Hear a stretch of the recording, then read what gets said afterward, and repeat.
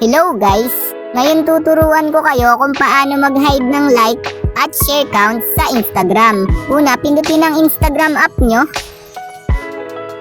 Then, ayan, kapag nandito na tayo sa Instagram natin, makikita nyo yung bilog dun sa right side, sa parting kababaan.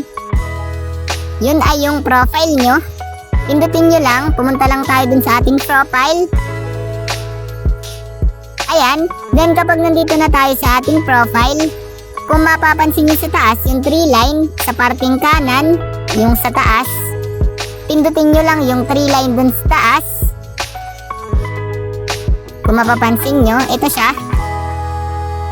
Ayan, then kapag napindot nyo na yon, mapupunta tayo dito sa settings and activity. Kapag nandito na tayo, scroll down lang natin. Then, hanapin lang natin yung like and share counts.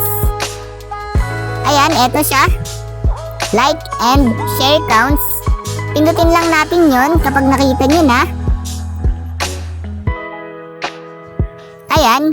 Then, kapag napindot nyo na yung like and share counts, eto na yung lalabas. Nakasulat dito is hide like and share counts. Ang gagawin natin is ito, turn on natin para ma-hide yung like at share counts ng Instagram nyo. Ayan, then naka-turn on na.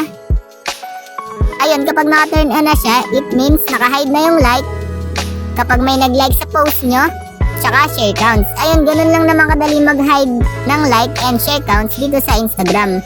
Ayun lang, thanks for watching. Subscribe me for more videos like this. Thank you!